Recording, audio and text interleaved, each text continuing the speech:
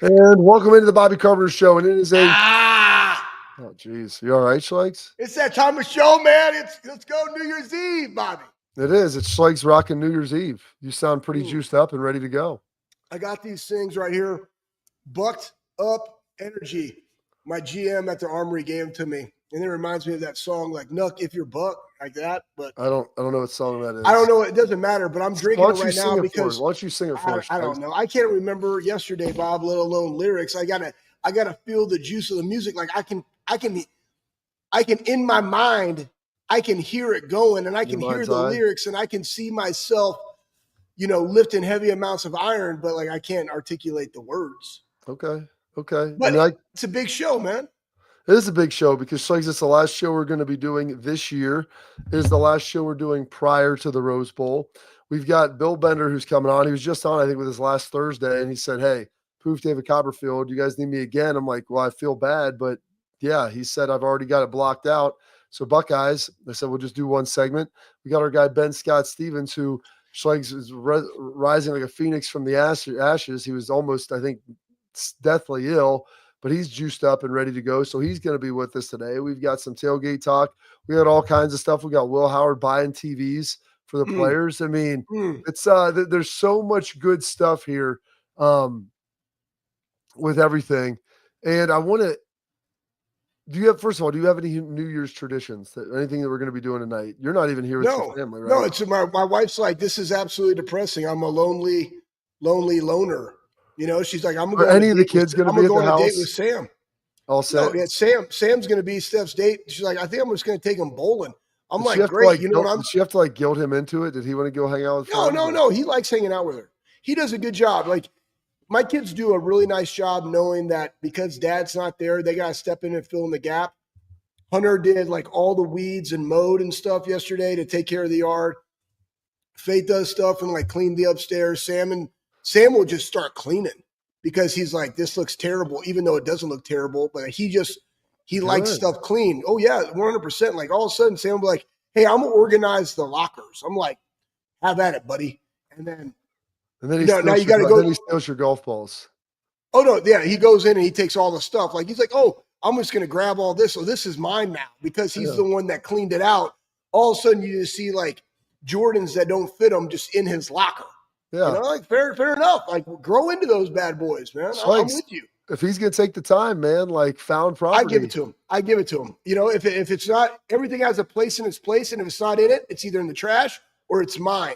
I like that mindset. He does the same thing. Can you come over and tell my wife that? Can we have that conversation? It'd be tremendous. Because coming from me, it's like death. It's like on deaf ears. I mean, I'm just the big, bad, mean guy who's like, can you put your stuff back? And they're like, why is it a big deal? I'm like, because in a pinch, dad always knows where his stuff is. You know why? Because he always puts it back. And then you take my stuff, my aforementioned stuff. And my dad used to do this to my mom and it would drive her crazy. And she'd be like, where's the tape measure? Where's the little mini set of screwdriver? Where's all the stuff? And my dad would take things and then move them and never put them back. And she used to lose her mind about it. And understand. I'm kind of the same way. And like, my kids are like, why is it a big deal? I go, because if I go blind and I have to walk around this house, I want to be able to open every drawer and know exactly what's in them. I need to know where things are. I need to know that if we are leaving, it's a mass emergency and we got to get to the homestead, Schlegs, and like it's some sort of apocalypse. And I need to make sure that we have a tape measure there. Then Poof David Copperfield, I need to know that the tape measure is where it is supposed to be. And you didn't go drifted around somewhere and it's just out and about in the abyss. That's why. Yeah. So when you need, hey, Dad, you know what? Man, my leg hurts. Oh, Poof, let me get the TENS unit out here for you. Oh, yeah, Dad. Wait, I'd like to use what the heck? We got the little gun, the Theragun. I'd like to use the Theragun. You know why? Because I keep all that stuff together because they're like a team. It's like a group of things that are all rehab things. So I try to make sure that's all together. And so, I mean, I would make the best play call sheets ever. That stuff would be clustered. It would be all color coordinated. It would look tremendous. Gosh, it feels so good. It does feel good. It's freeing. Discipline equals freedom, man. Like I just like. Gosh, that's a great line. Well, it's not my line. It's Jocko's line. But here's the thing. I mean, it's a great book. But how I like it is I like my time. And I don't have a lot of time for myself. You're almost 45. You're going to die soon. Yeah, probably. And the last thing I want to do is pick up after others, right? So if there's trash on the floor, I didn't put that damn trash there. You pick up the trash. Or if your stuff is out, you go organize your things. Like, again, let's just serve each other. Just like, hey, Steph, my wife cooks literally every meal. So I'm like, I have no problem cleaning the kitchen. Now, do I do it to her standards sometimes? Probably not. I try my very best, but then I also tell my children, hey, guess what? Hop in. Many hands make light work. Yeah. That's how I say it all the time, too. My in-laws, like, they had Christmas. I mean, they go big in Christmas. I'm like, hey, let us help you, right? I got all these kids. I got myself. Like, we can all work. Boom, poop David Copperfield, 30 minutes. We done, you know? Yeah. So that's just how I always think about it. If everybody's going to share in the experience, let's all work together to put it up, too. Gosh, so you went to shared experiences. That's right where I wanted to go. And so when you're a quarterback, Schlegs, you have the opportunity to lead, and you have the opportunity to kind of be the guy out there. You get all the blame, but you get all the criticism. You get all the glory. You get the dollars. You get the ladies. You get everything, and you need to share with your guys. Yep. And I was over there at the Woody. And, Will Howard. There's some extra ones lying around. But how about this, Schlegs? We toss that up there, Pat. Will Howard. Giving free TVs to everybody, all the Buckeyes, some nice 55-inch TVs that are right there in the Woody. With the season of giving here, we teamed up with our guys from Element Electronics. They helped us out. We got you guys each a 55-inch. There we go. Buckeyes. Hey, you know what's crazy with that, Bob? Is I remember I was in the apartment complex in Hillard when I first got married. And one of my wedding presents was a big screen TV. How great is that? Bro, but you remember the size of those things? They literally were this thick, and they had the stand, and it went up like this. You remember how big those things were? They weighed like 1,000 they were amazing. And now, boom, they're passing 55-inch TVs out like candy. Hey, kudos to the CEO of that company because he's a Buckeye. Just wanted to throw that out. Oh, and the guy, Jim Davis from Fort Worth Fire, guess what? Buckeye because he was a fire chief here in Columbus, Ohio, and they hired him from Columbus. That's the connection. There you go. That's how he ended up at Fort Worth because he was so great at solving all the fire problems in Columbus, Ohio. Boom, down to Fort Dub. He's going to get it taken care of. So great to see Will Howard doing that. Yeah. So we still have our original. We just finally took it out of our bedroom. We have one in the basement, about two 55-inch Samsungs that in a pinch I could probably put as a brush guard on the front of my truck. They weigh about 130 pounds a piece, and they're super heavy and dense.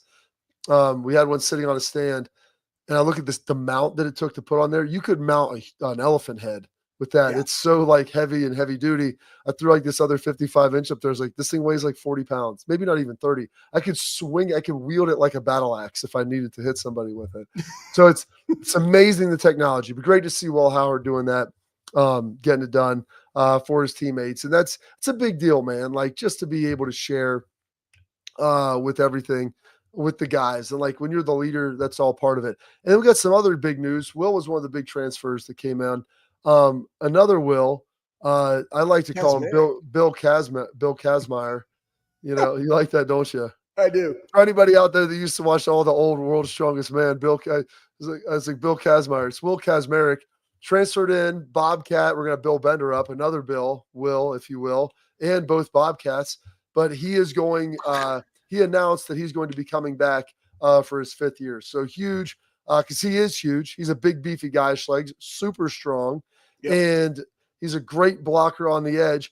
Remember against Oregon, he went out early in the game. He cracked his collarbone like a little girl. I said he must not drink enough milk or something. He fell on the ground. I said, what are we doing, Will? You blame that on me because we didn't do heavy enough shrugs is what you said. I think that was part of it. That was not part of it. No, we shrug extremely heavy. But here's the thing with Will that I absolutely love. He's a grinder. I mean, I would see him in the Woody just like hitting striking machines. And then there's another one over there in the corner, so Austin leg drive. And he was just like, I'm just getting my vitamins in like every freaking day. And then you take that. And then we also got a tight end from Purdue in the portal. Yeah. Again, just adding depth because G's had a really nice year. G played really well. And then you got Jelani like stepping up in the blocking thing again. That goes back. to Coach Bailey and the mindset, the fanaticalness of their room. It's like, we're going to block first. We're going to be heavily involved in the run game. Catches come when catches come, but blocking is every single down, and that's what we're about. So I think G had 4 catches against Tennessee, and reality is that Ryan and Chip, they use a lot of 12 personnel, so you need 3 tight ends. Like, you're going to roll those guys, and they'll put them in based upon skill set and try to work them in that way. But it's a versatility piece that not many teams have that luxury, because most teams just go out there, 1 tight end, 3 receivers, and it's pretty easy to defend. All right, we got Bill Bender coming up. Let's go. He's been waiting way too long. We got him in the queue. Before we get to him, I want to tell you about parents and athletes out there. X-Sport, protect what matters most with X-Sport mouth guards. Designed by NHL team dentists, worn by professional athletes, X-Sport guards are scientifically tested to absorb those high-impact hits, protecting both your teeth and your brain. X-Sport mouth guards feature 3 layers of advanced protection, including the patented use of carbon fibers. They 3D print those bad boys right to your grill. More protection, better performance, max comfort, clear communication, so you can focus on your game, not on your gear. Don't take chances with your safety. Start the new year off right.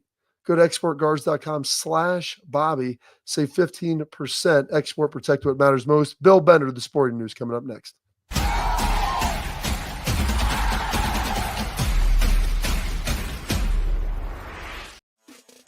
Welcome to Big Play, the fastest growing sports media company in America.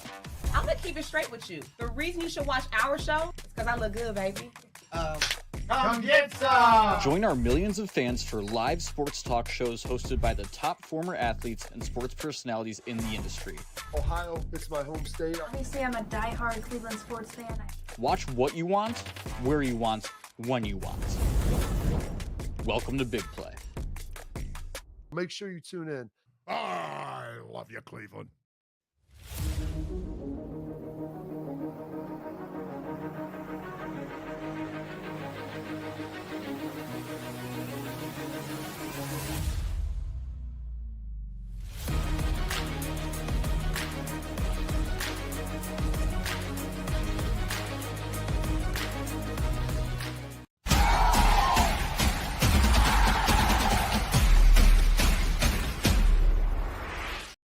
Welcome back into the program, and now we're pleased to welcome in our guest that's here every Tuesday. We had him on late last week as the holiday and everything, but he wanted to hop back on here and get one final preview. Mr. Bill Bender, I don't know if you heard it, one Bill to another, I guess one Bill to a Will, but 2 Bobcats. Will Kazmarek will be returning for Ohio State, and I think he was one of the more underrated guys that Ohio State was able to snag in the transfer portal. I think his return, big physical piece on the edge, is going to be huge. Yeah, it is. And, obviously with portal season, and we're getting into, the toward the end of it, I guess, that is a big addition for the Buckeyes. I've wondered how active they are going to be in the portal once we figure out how many guys they lose to the NFL draft, and that's always a thing, given how many guys they had come back last season. So I expect Ohio State to be pretty active in the portal over the next month or so. And, it always helps when you have guys come back. Hey, they've actually done a really nice job just up to this point. They got that really big tackle from Rice that's kind of juiced up. I like that guy. They got a guy from, UConn State, Connecticut State or something like that. They got the tight end from old Dumajink Purdue over there. He's coming over. So they've been doing what they got to do in the midst of that. To me, that would be a question I would ask Ryan and those guys. Like, how the Sam Dickens are you like game planning this stuff? And then you got to go talk to these other people. Like, I don't even know how you fit it in your day, but they've been doing it. Credit to Mark Pantoni. Well, and you have to, another reason to fix the calendar. I remember being at the national championship game a couple years ago in TCU, one of those programs that maybe doesn't have the advantages that Ohio State, Alabama, Georgia does.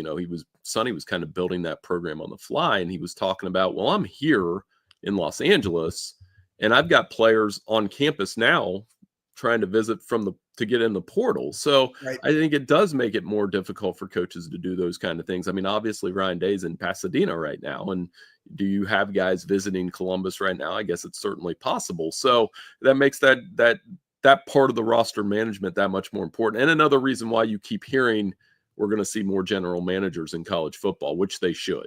Yeah, someone's got to keep all that stuff straight, because it's a lot on the coaches. And Bill, what do you make about this? I know this is kind of a bigger story, but we've kind of heard it starting out with the UNLV quarterback a while ago. We've heard it kind of the one Miami quarterback that committed, then pulled out.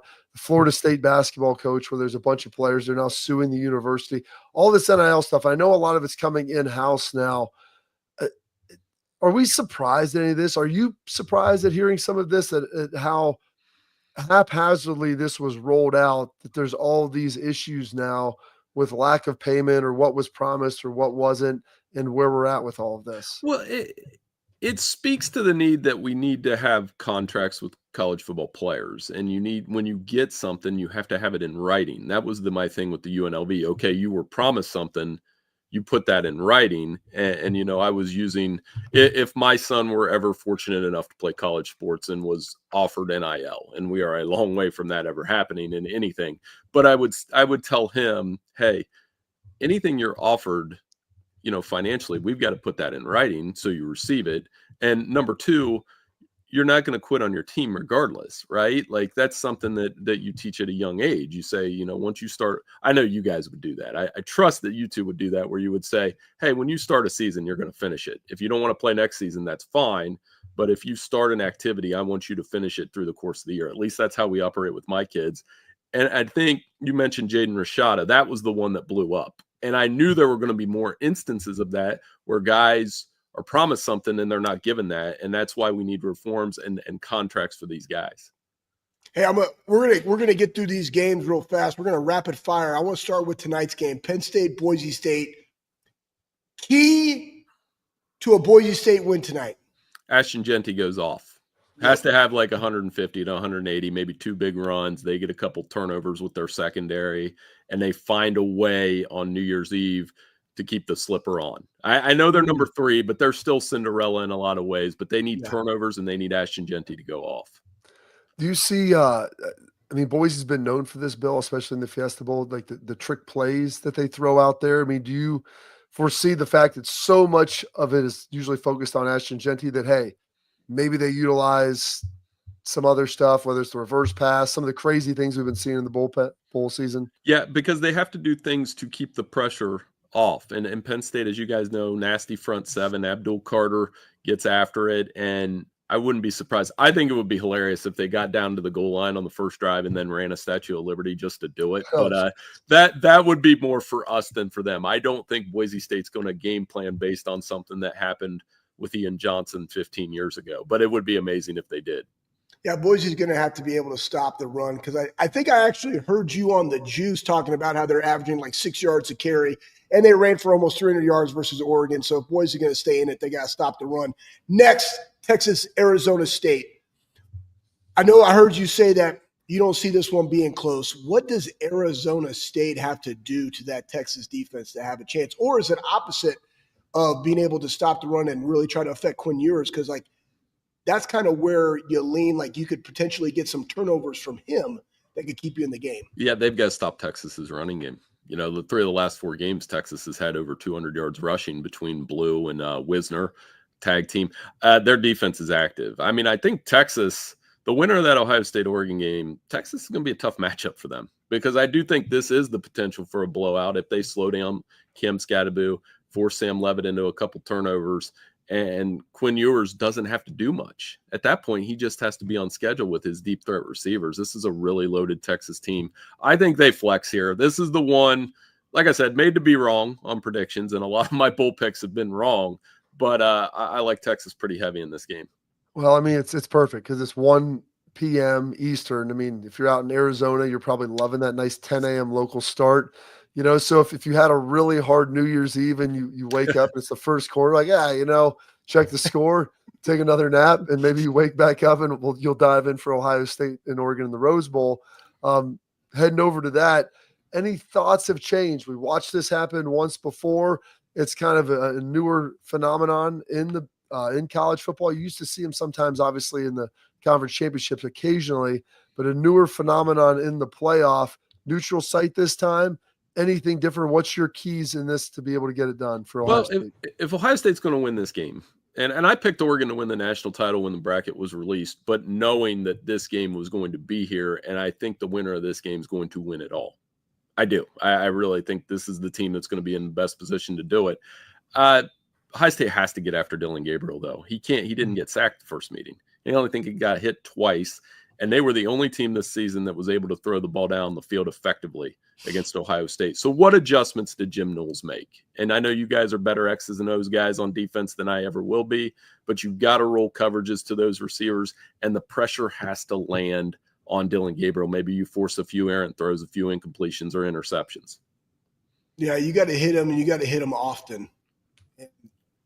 You can't have the big plays that we had in that first game. Like, that really is the one, because our defense is, honestly, Bill, we talked about it on here, and people were like, that's a bad stat, but the dudes haven't given up a passing touchdown since that game.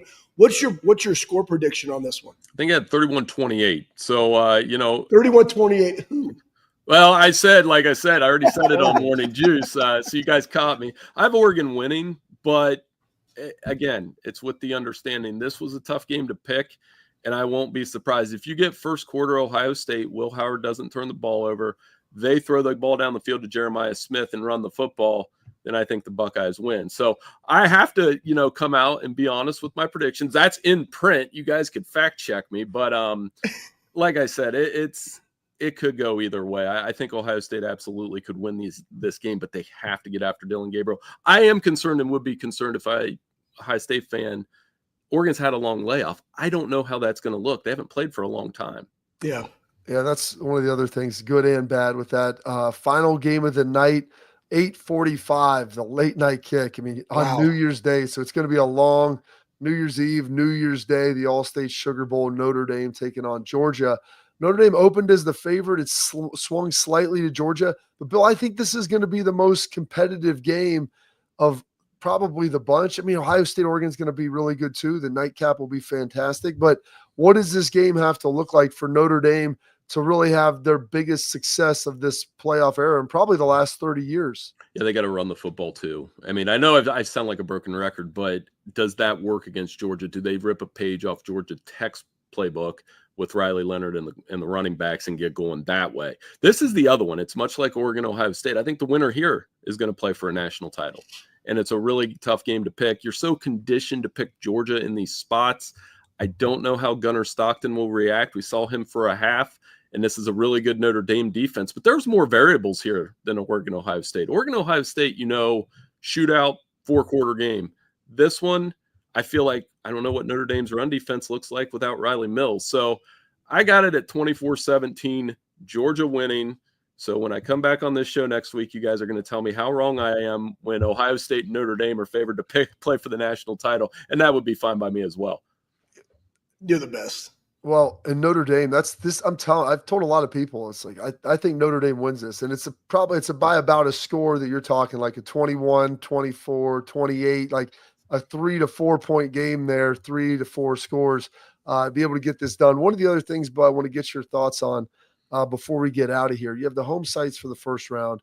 This way they bring in all 6 of the New Year's 6 bowls, with 4 being in the quarterfinal, then 2 in the semifinal. But I mean, Ohio State and Oregon, the prices are still really high, but a lot of these games, they're not all that expensive to get into.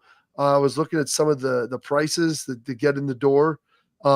Prices for the Fiesta Bowl, $40, Sugar Bowl, $33, Peach, 16, which, like, the Sugar Bowl, surprising because you have Georgia right there outside of Atlanta, and Notre Dame travels really well. Were you surprised to see that? And do we need 2 rounds of home sites? I think we do. And then you could rotate the New Year's Day 6 as the semifinals. I want to have the Rose Bowl be a part of this. I do. I think the Rose Bowl is such an important venue to me. I love watching games there. Mm-hmm. The setting tomorrow, everybody will love. But we could maybe rotate those New Year's Day 6 in that role. You could do 2 have a semifinal, maybe put a championship game at one of those each year. And I think that would be fine by me. But I do think we're going to have some tweaks, starting with campus, starting with the seeding, which we've talked about at length. I don't think Ohio State and Oregon should be playing in this round. I thought Ohio State should have been a 4 or 5 seed, and all of those things as we move forward, because it is a good product. It's a lot of fun. We'll need some tweaks. Everybody likes to complain. You guys know that. But I think in general, this has been a great experience. And tomorrow, that triple header, college football on New Year's Day, should mean something. It does mean something. I can't wait I'm off the couch tomorrow. I'm not out in Pasadena, but I'm going to have fun working and watching all these games for sure.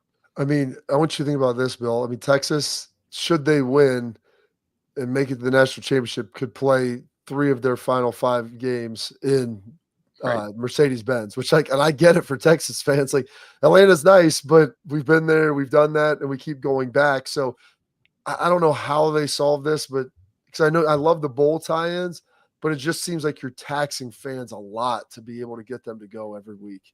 Right. And you want the top 4 seeds to have that, at least that home environment. I've always said my favorite weekend of the NFL season, it's a little bit different. I love the divisional weekend.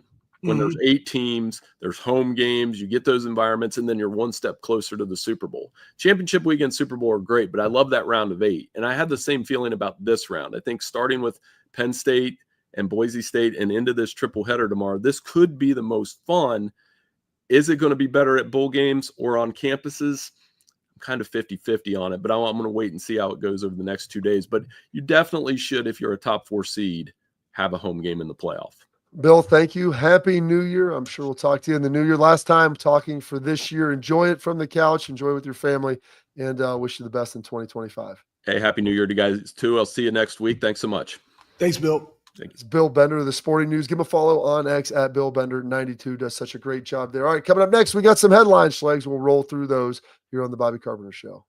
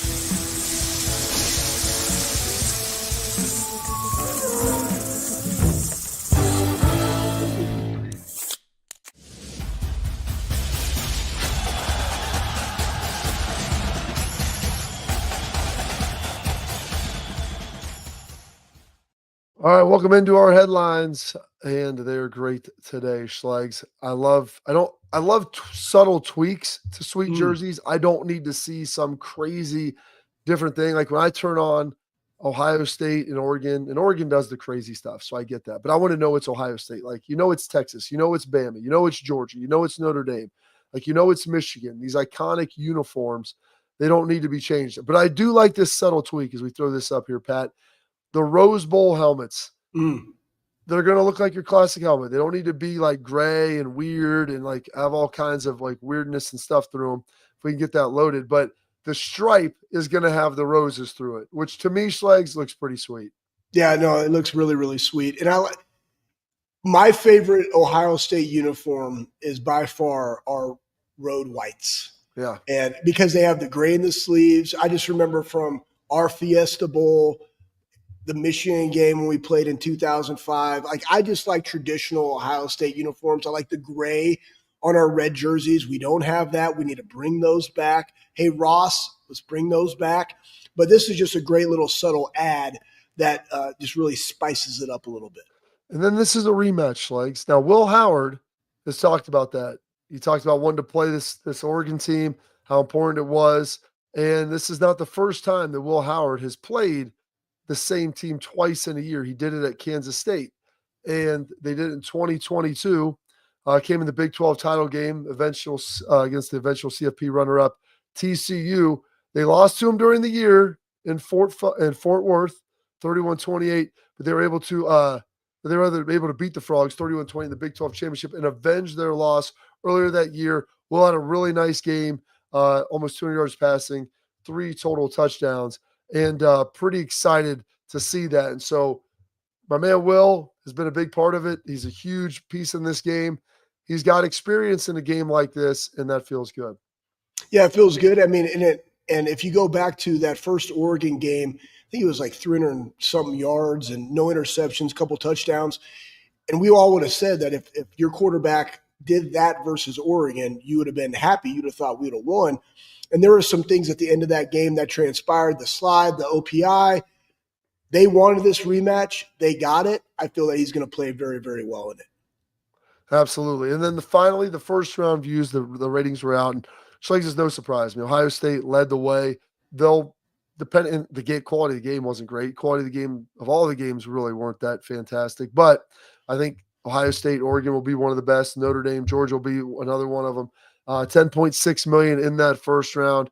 I think it's going to be even significantly higher than that this time around. Well, they had Tennessee, Ohio State, 14.3 million was that one. And because you had there he goes. Boom, poof, David Copperfield. That 5 o'clock, that Rose Bowl game, people like watching matchups. And besides the brand of Ohio State, they wanted to see an SEC team play Ohio State in the shoe, what that looked like, see what they did after the Michigan game, and everybody got to witness what they were capable of in a full game. People are going to be tuning into this one because it's right at you already alluded to it, Bob. It's right at that sweet spot where you're waking up late from a New Year's Eve party. You're watching the ball drop wherever you are. You're having a couple cocktails. You're sleeping in a little bit. And then 5 o'clock, here comes the Rose Bowl. So it's going to be really, really good. All eyes will be on the Buckeyes. Absolutely. All right, Schlegs, that's it for our headlines. Coming up next, we've got some of your comments. I love these. With a little tailgate talk coming up next.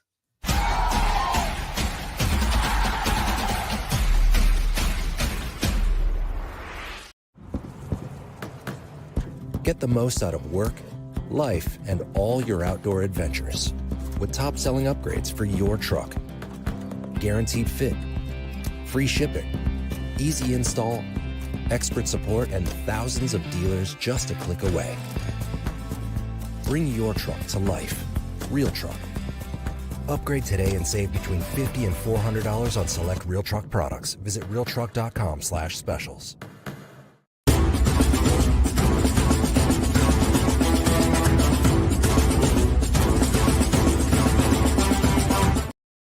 All right, now we're into our tailgate talk brought to you by our friends at Real Truck Schlegs, and go to realtruck.com. Bring your truck, Jeep, Bronco, whatever it is, bring it to life. And they got a special offer for you. If you go there, you spend $100, which is super easy to do because they have things for the interior, the exterior. They've got Jeep covers. They've got bumpers, winches, brush car, all kinds of great stuff for you. Liners, tailgate coolers that you can throw on there, everything, a million things. Everything. It's all there. Spend $100, use promo code Bobby at checkout. You're going to get that sweet hat that Schlegs is rocking right there. Looks good. It feels even better. High quality, phenomenal value. So spend $100, use promo code Bobby at checkout and get that done. All right, Schlegs, we got Ben Stevens in the bullpen. Ben Scott. Let's go, baby. Benny Scotty Stevens, man with 3 first names. It's phenomenal. And that's why he's got so much knowledge for you. A lot of aliases. But we've got 2 different comments I want to get to you, Schlegs. Number one, someone put in our chat from yesterday that's saying that sauerkraut was made from cabbage. They were on that as we were trying to delineate that and figure that out, which we worked our way through it. But this came yesterday 2 days ago from Joe Brown Forever, maybe 3 days ago. I'm baffled by this stat I read. How is it statistically possible that the OSU defensive line has only drawn 1 holding call all season? It was with Caden Curry against Marshall, which is pretty wild given like how good the defensive line is, especially if they had like 22 sacks in the last 5 games. You'd think that there'd be some more holdings called, but maybe they're just not calling them anywhere. Yeah, they're like, I think close to being dead last in the country in penalties against Ohio State. It's absolutely asinine. I don't see how that is, especially with the skill level and of our guys versus other teams. But I don't know, man. That's a terrible stat. And I saw another tweet where somebody like hit up the head referee like, hey, listen, Ohio State has not got a call at all. Why don't you give them one? They're due. So we'll see. Probably in this game. True. Hopefully. I mean, you got to be aggressive. You got to force the calls by beating guys. And then this one came from AZ _Tinker _Gamer. Okay. I actually went through a revolver course with a judge, and Hornady Critical Defense Ammo became sold on it as a home defense gun. Great gun, which it seems like it might be a little excessive for home defense unless you're well, strikes. I mean, who you shooting? Andre the Giant or like an apocalypse zombie? I think maybe like a nice little like 8mm Defender might be able to get it done too. No, not like a 9. No, here's the thing with the judge though. It's a revolver, right? Like it has a hammer, simple to use. And that's why it's beautiful, right? It's just like you can do whatever you want with the judge, and it's game ready all the time. You know what I'm saying? So just pop that hammer like Wyatt Earp, like him and Doc Holliday. By the way, today's Val Kilmer's birthday. He turns 65. Nice. I'll be your Huckleberry. Maybe Ben Stevens Schlegs. He'll be our Huckleberry. He's coming up next. That is the end of Tailgate Talk, brought to you by our friends at Real Truck. Go check them out at realtruck.com and bring your truck to life in 2025. Ben Scott Stevens coming up next.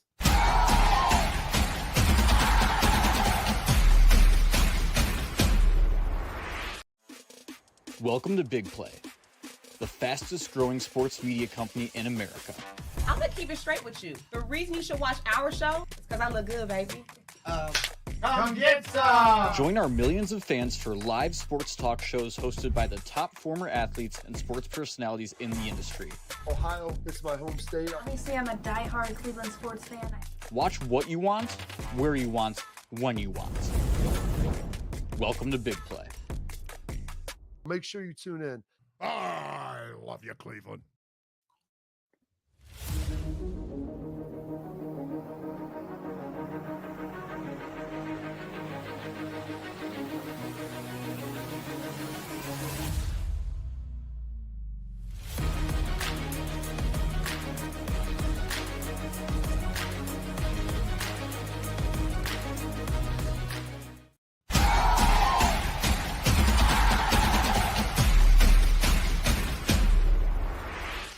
All right, welcome back into the program, and now we got our guy.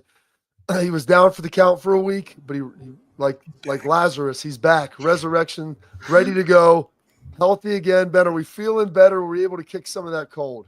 Feeling so much better, Bobby. Thank you for asking. I appreciate it. It was not the greatest holiday week, but here we are when it matters most on New Year's Eve to start off 2025 on New Year's Day with 3 college football playoff games and the nightcap to 2024 tonight in the Fiesta Bowl. This is the time that matters most. This is when I needed to be healthy, and here we are, ready to go. Did you like do you like the setup of the one game that on the 31st and then 3 on New Year's Day? Would you have rather been 2 and 2? I mean, I'm just curious of your setup because I know you'll be consuming all these. Yeah, I'm not a huge fan of significant bowl games played in prime time on New Year's Eve. One, because I think a lot of people are out and about. I think it makes it more difficult. And I also believe wholeheartedly that New Year's Day, as I was growing up, as basically anybody that has consumed college football growing up, New Year's Day was the supreme day of college football. You should start your year each and every year with as many college football games as you can take in, and namely the Rose Bowl. So I don't love New Year's Eve for college football playoff games earlier in the afternoon, as we are seeing here with Michigan absolutely housing Alabama right now in the ReliaQuest Bowl and all the great games that we have. That's fantastic. Don't love New Year's Eve night, though, necessarily as that stage for significant CFP games. Yeah, well, you got a big one tonight because, Penn State, Boise State kicking it off. You got Ashton Genty versus Penn State's defense. You got the Broncos have a really good – they got an old sack game. What do you think is going to happen in this one, Ben? Yeah, Schlegs, it's a really interesting line once again because our first 2 games of the 4 that we have in the quarterfinal round almost seem emblematic of what we saw during the opening round, right? Yeah. Every home favorite laying at least a touchdown, every home favorite winning by at least 10 points, every home favorite covering a number, leading to some questioning, is the 12-team format really worth it in determining a college football playoff national champion? I would caution everybody, just a reminder in history, yes, 19.3 points per game on average, that victory margin in the first round of the college football playoff. But in the 10-year history of the 4-team format of the CFP, our semifinal games The 4 best teams in a season in college football decided by 17.9 points per game. The national championship game in the decade-long stretch of the 4-team format in the college football playoff.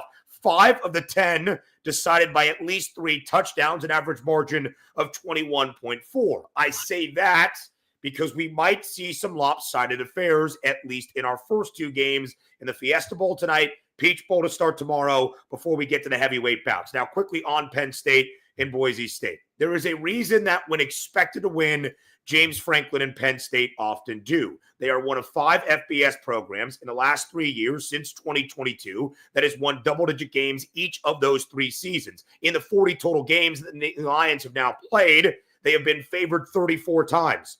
They are 33-1 straight up. They are 24-9-1 against the spread. So when expected to win, Penn State often does, and often does so comfortably. I bet Penn State minus 10.5.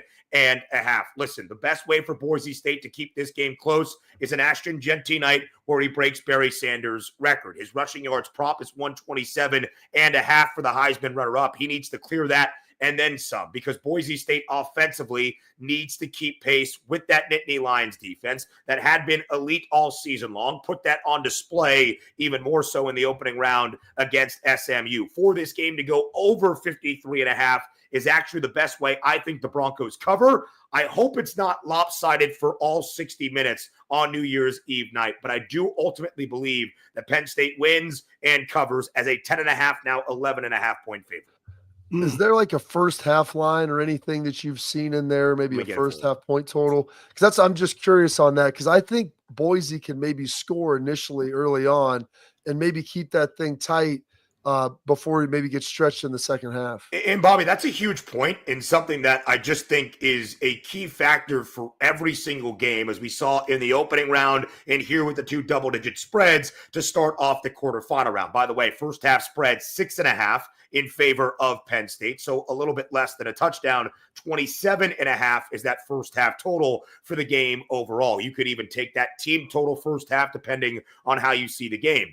There's a correlated thought in betting handicapping. When you start that mentality, you start to break games down, that the underdog to cover a number needs to keep the game under. It's simple math, arithmetic, really, when you think about it. If this game is expected to have 54 points, if it gets close to that, there are more available scoring options, more available point margins for Penn State now to win by 12 plus points and cover as that favored side. If the game only had 24 points, how does Penn State cover as an 11.5 point favorite? So that's the normal handicapping for underdogs and the under. That's how you generally start your betting handicap.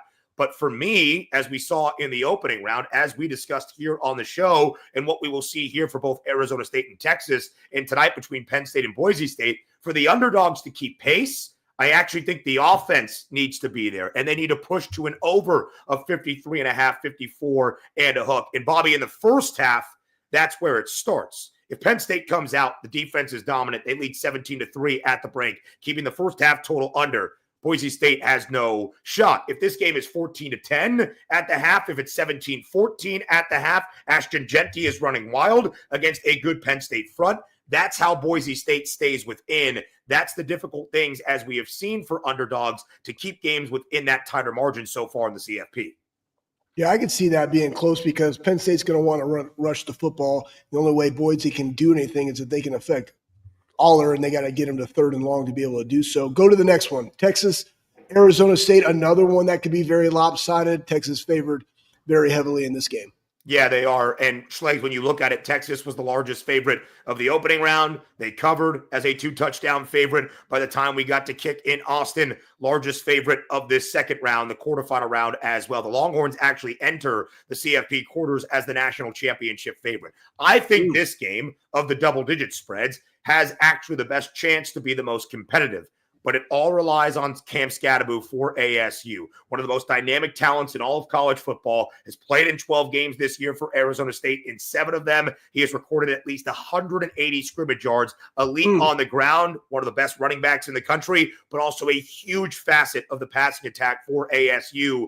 And a quarterback in Sam Leavitt, who's been talking a lot of talk, and Quinn Ewers just seems to say, okay, great season. We'll see you out there. which should scare you even more than if Quinn Ewers were to engage in the smack talk. Arizona State's best chance in this football game is slowing down the run, trying to provide pressure on Quinn Ewers, who, despite what he says, I don't think is 100% healthy. But that's not where the Sun Devils shine. Only 21 total sacks this year for ASU's defensive front. They're the best Big 12 rushing defense in that conference, allowing fewer than 118 yards per game. And despite the fact that Clemson threw for 336 against the Longhorns in the opening round, Texas actually ended out the regular season as the nation's best pass defense. Where they're a little bit more susceptible is on the ground, not nearly as elite up front this year as they were a year ago. That's where Cam Scadaboo has to shine. Over 99.5 rushing yards is the way that I would almost play it for the Sun Devils if you expect them to stay within this 12.5-point spread. I think it's going to be difficult. I hope we see at least one competitive game for the double-digit spreads that we have to start the college football playoff quarterfinal round. Well, I mean, listen, if the worst thing, Ben, is you're nursing a hangover in the morning, trying to get through that first one, Right. the Peach Bowl, before you get ready for the granddaddy of them all at 5 o'clock Eastern, 2 o'clock Pacific, the sun setting over the mountains right there. It'll be an iconic sight. Ohio State favored -2.5 in this. Yeah. Where do you like on that line? Is there anything else in this game that you like? Yeah, it's such a compelling game. It's the game that we thought we would see, of course, in the Big Ten title. It's the rematch from early October in Austin. It's a traditional Big Ten Pac-12 matchup on New Year's Day at the Rose Bowl under the San Gabriel Mountains. Really nothing more than you could want. And I do believe the game will live up to that billing and live up to the hype. If it's decided by 3 points, I would not be surprised. So with the number under 2.5 right now, if Ohio State wins, it's worth laying that number. If you believe Oregon is the side, just take the Ducks outright on the money line. And I think I would sprinkle a little bit on Oregon's national championship price. Although the Ducks, of course, would have to see Texas more than likely in that semifinal game. Here's the key to me. What do both rushing attacks do? Because Jordan James in the first game that Oregon played Ohio State, 115 yards on the ground. Ohio State has been elite defensively all year long. They allowed 32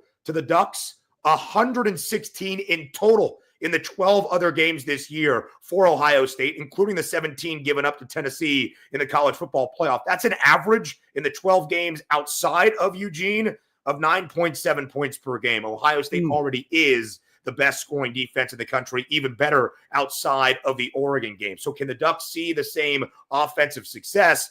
And it was Will Howard's best game in that Ohio State uniform, I think, in Austin. He was absolutely sensational. More than 320 through the air, 2 total touchdowns through the air, and then another one on the ground. One of the keys, though, and who was great against the Vols, as you guys know, Travion Henderson, 80 rushing yards in the college football playoff, 87 against the Ducks the first time. Oregon in the Big Ten title game allowed nearly 300 rushing yards to Penn State. They have had some issues up front this year at the tail ends of their season. I'd also keep an eye on that over, 55.5. Ohio State has played 4 college football playoff teams, 3 of the 4 over, the only under in Happy Valley against Penn State. Oregon has played 3 college football playoff teams, all of those games over. 6 of the 7 games Oregon has played that has featured less than a 3-touchdown spread over. If the offense backs up what we saw in the first matchup, I do think we go over 55.5.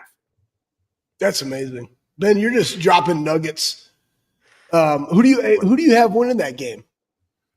I was hoping you wouldn't ask me that. I mean, here we are on the Big Play Sports Network with 2 of the greatest Ohio State linebackers the program has ever seen. I did bet Oregon money line, okay? I think Oregon wins a national championship, and thus, because I believe in the balance of the Ducks and what the offense can do with Will Stein to outlast Ohio State ever so slightly, in a reminder of a great game I expect from both sides, I did take the Ducks on the money line. Well, hopefully it's okay. Hopefully you can make up for that loss on the money line there with getting some shekels here with Notre Dame on the money line against Georgia. That's what it is.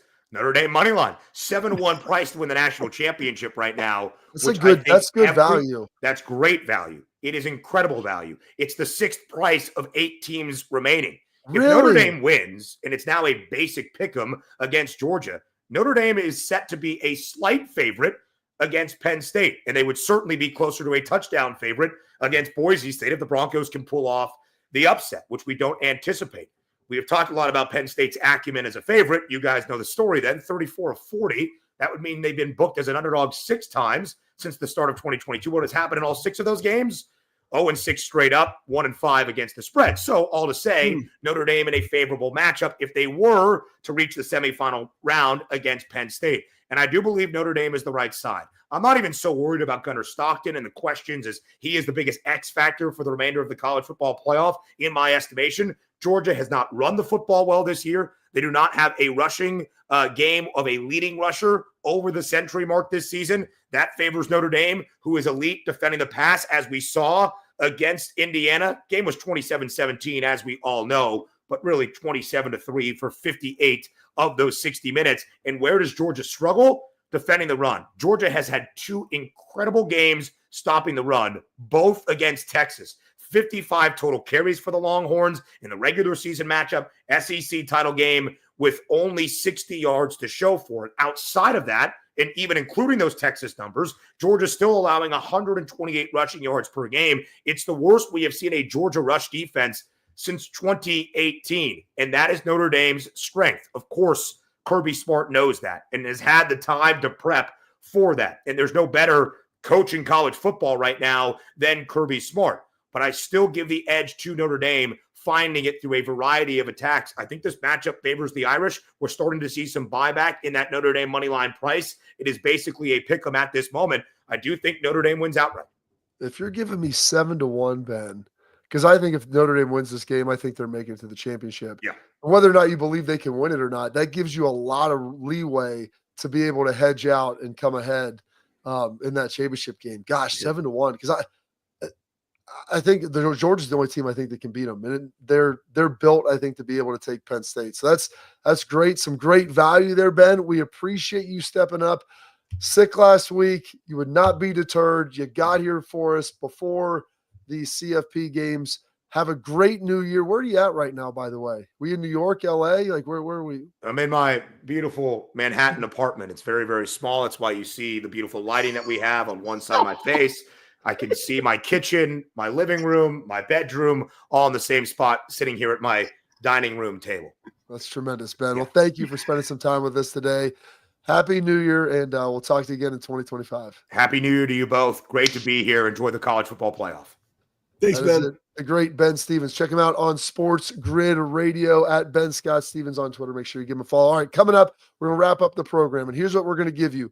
We're going to give you our picks for the final 4, the 4 games coming up, and like our 3 keys to victory, and a Tim Walton Thoughtful Thursday coming up, because it's a Thursday, but it was a Tuesday. But they play from Monday, Buckeyes. All that coming up here next on the Bobby Carpenter Show.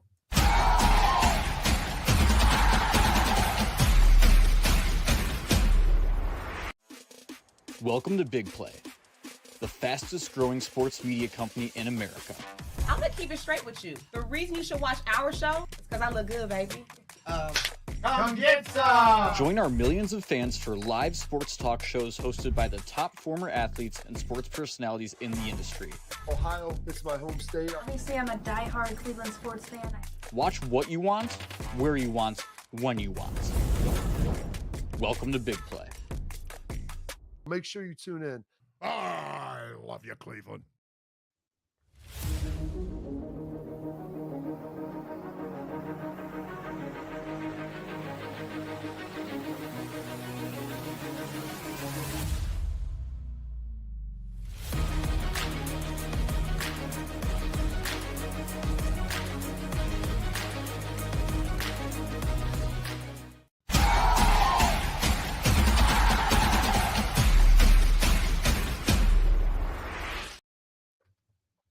All right, final segment of the Bobby Carpenter Show. Schleiks, do you have your picks? Do you remember them? Yeah, I got them. Got them right here. What are we doing? Right. So here we go. Here's our 4 games. What do you just want to roll through? Yeah, roll through them, baby. All right. So Schleiks, Texas, Arizona State. Who you got? What's the score? I have Texas 31-20. Okay, and I have Texas 31-17 over ASU. Ohio State, Oregon. Who you got? 31-24 Buckeyes. I've got 27-21 Buckeyes. A little lower scoring there. I'm beginning to think that might be a little higher than that, but teams usually start a little slow. All right, Penn State, Boise. Who we got? I actually think it's going to be a little bit closer. I think it's going to be 24-20 Penn State. I got 24-17 Penn State. I think it will be closer. They maybe pull away a little bit late, but Genty is going to get one. Can they find a way to manufacture another touchdown? Notre Dame, Georgia. I got Notre Dame in a close one, 28-24. I got 28-21. I think that is going to be a one-possession game as well. All right, Schlegs, give me your 3 keys to a Buckeye victory. Yeah, so I mean, like literally today, I wore all my cool stuff. I got my Durango boot shit kickers on right now. I got my Waffle House ready T-shirt on because that's what I think you have to do in this game for the Buckeyes. What we saw last week, they started fast, but I'm going to add this: start fast and violent. Part of that violent is being physical up front. Number 2, hit that man. We didn't hit him in the first game. Hit him in this game. We saw now again. Nico dropped his sack in that game. But again, Dylan Gabriel, a little bit smaller dude, right? Affect him. How do you affect him? You physically abuse him. And then number 3, get your dudes the rock. Like that's what we saw in this last game, right? They were able to do it. Make sure you get your dudes the rock. What about I like you, Bob? that. Those are great. For me, it's going to be the guard, center guard, Hinsman at center, and then it's going to be Saraveld, Luke Montgomery, Shabola. Those 4 guys have to play well. They play well, you'll be able to run the ball. Yep. And you'll have a clean pocket for Will. You won't have pressure down the cylinder in his face. Defensively, Oregon went off throwing the football and some PIs and everything else. Was probably Denzel Burke's worst game this season. He knows it. IGB played okay, not great. I think they were a little overcomplicated what they're trying to do on the back end. I think they're going to bring some pressure, be able to get to Dylan Gabriel, contain him in the pocket, not let the shots down the field. If you force them to drive it, I think you're able to have success.